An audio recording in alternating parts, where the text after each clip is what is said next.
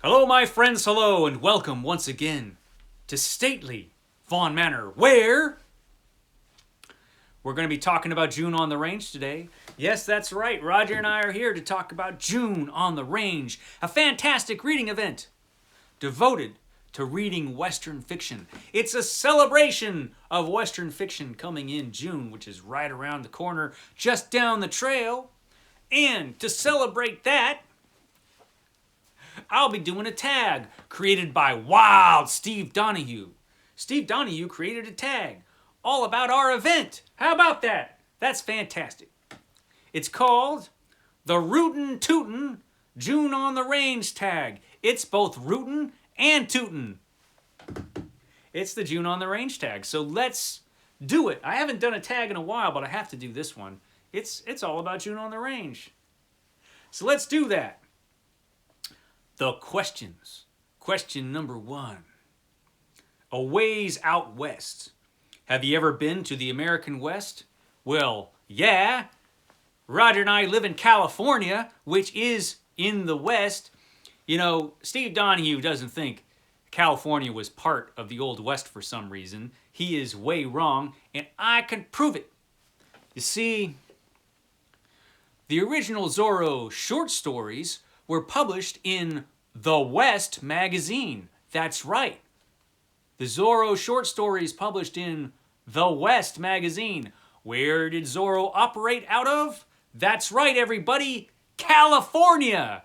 Proof that California was part of the Old West. You can't mess with Zorro. So yeah, and I've also been to Nevada and Texas. So I guess that qualifies. Of course, it helps that I'm an American. That makes going to the American West easier. So, that was number 1. Number 2, Dry Gulch. What's the smallest town you've ever visited? How small is your town right now? I actually don't live in a small town. I live in Richmond, California, which is, I guess, on the smaller side for a city, but it is a city. I don't know what the population is. Probably should look that up, but it's not a town. Now, I've been to some small towns. I've gone through some small towns.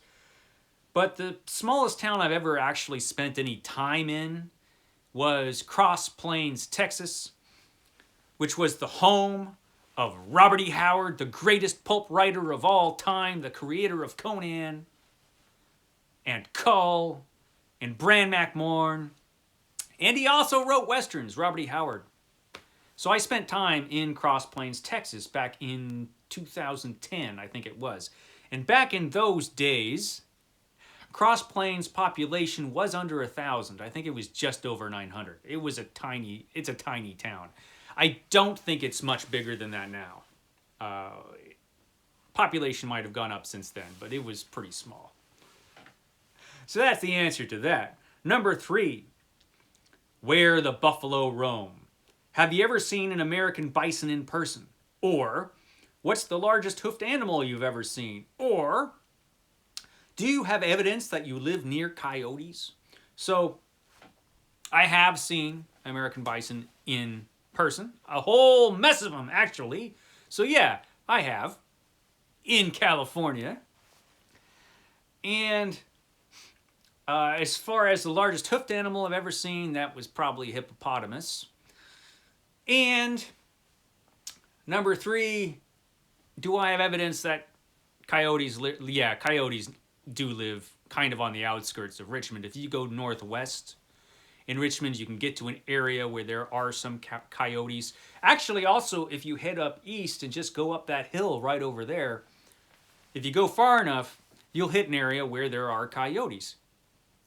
Now, Steve, I think if I'm remembering right, in his tag, he told some tall tale about going up to some coyotes and kissing a coyote.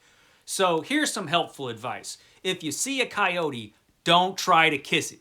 It's a bad idea.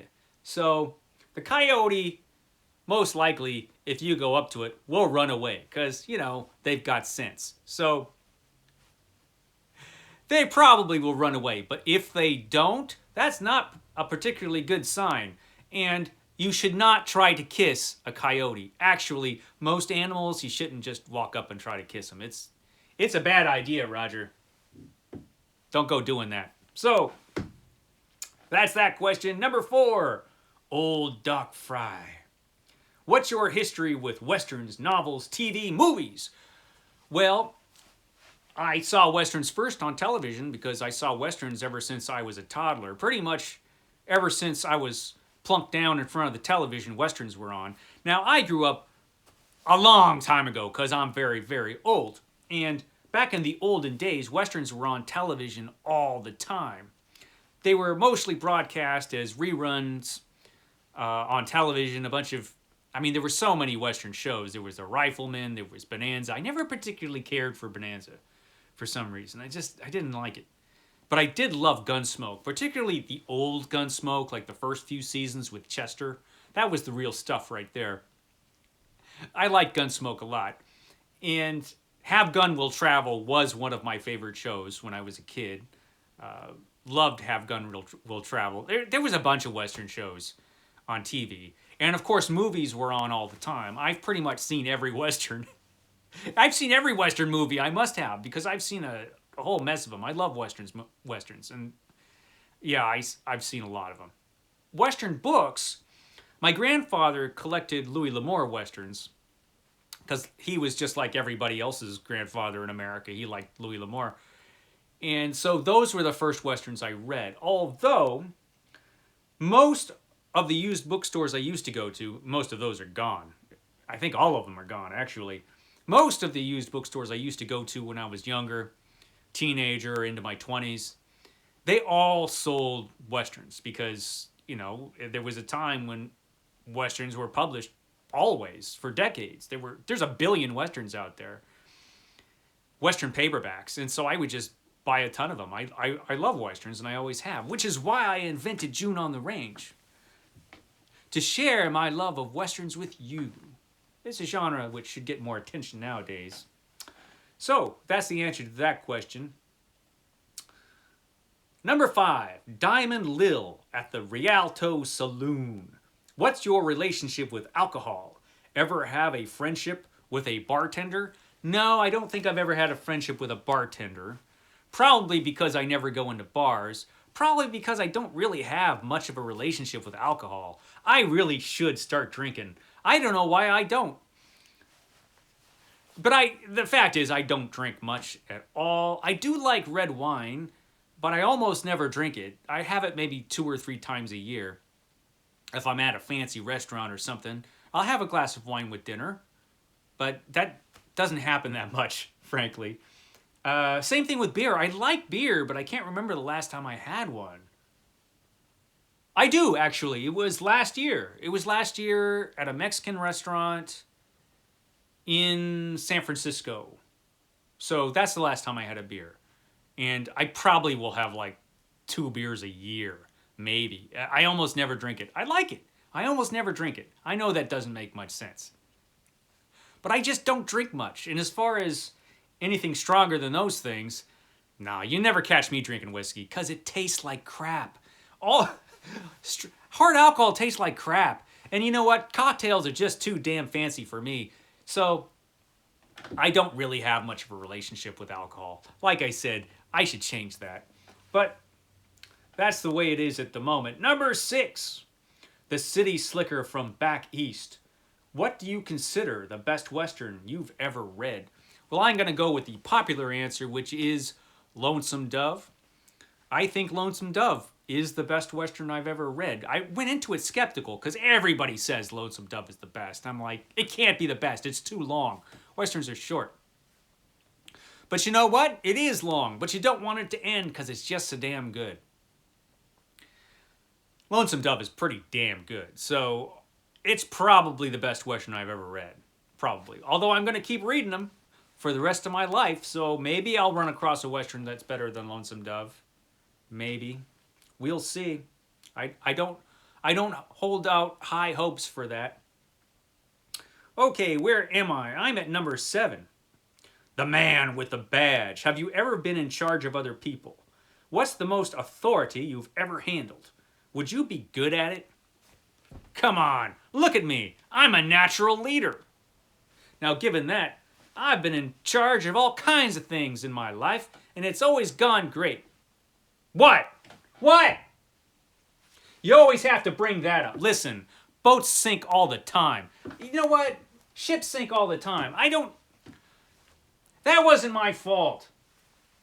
Ships sink. That's just one thing ships do. Don't go blaming me for that. Listen. Just because those people are missing doesn't mean they drowned. They probably swam to an island or something. They're probably fine. You can't prove they drowned. Anyway, and listen. Those lifeboats are small. I'm not supposed to be able to... how am I supposed to fit all of my books in a lifeboat and other people? People can swim. Books can't swim. I think I made the right decision. We should just move on to the next question, I think. My tablet turned off. Let me turn this thing back on. Okay, number 8. The Tombstone Kid. Have you ever fired a gun? Been a gun aficionado? Been shot? No. Fortunately, everybody who's ever shot at me has missed. But have I ever fired a gun? Yes. Several. Yeah, I've fired many. First firearm I ever shot was when I was probably 10 or 11. 10 or 11 probably. I remember it. It was a .45 automatic. One of those old school ones that used to jam all the time.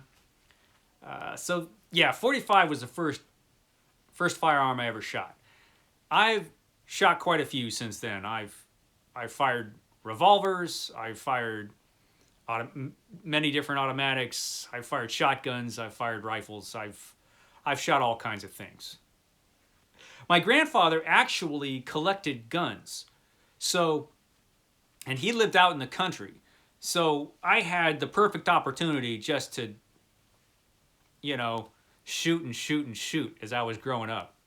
And, into my adult years. I did perplex my grandfather, though, because I always refused to shoot any living creature. We had a difference of opinion about hunting, my grandfather and I. We got along about everything else, but on that, we never did see eye to eye. I just can't see shooting an animal unless I need to survive. Otherwise, it's pretty much murder in my book. And my grandfather disagreed, imagine that. But other than that, we got along really well. I miss that guy. I miss that guy a lot. But yeah, I fired a lot of weapons. So, where are we? Number 9. It ain't the bullet that gets you. It's the fall. How would you ideally like to cash in your chips? Well, there's not many good ways to cash in your chips. I guess I would rather not, I would rather not. There are ways I'd rather not die. But there aren't a heck of a lot of, great ways to die. It doesn't, and really, in the end, it doesn't really matter how you die. You can go in all kinds of different ways. You can die of disease. Many, many people do. You can die in an accident. Happens all the time. You could be murdered. Happens a lot. There are a lot of ways you can die, and you just don't know how it's going to happen. You just don't know. So, I don't think it matters. However I go, that's the way I go. It's an unsatisfying answer, but, concentrate on living your life. Don't worry too much about how it's going to end. It'll end eventually. You know what?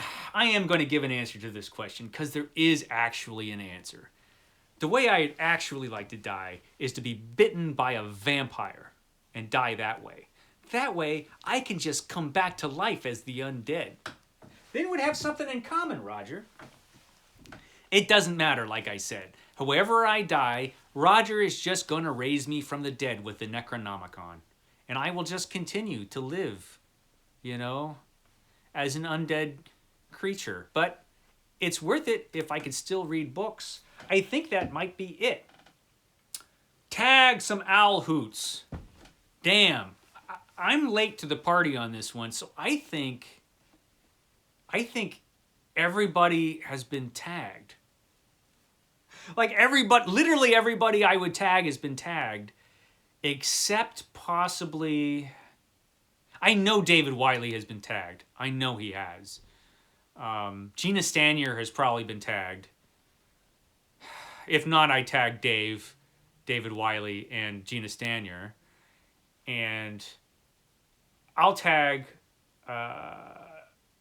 Adam White, Dishelved with Adam White, because that channel is awesome and more people should watch Dishelved with Adam White.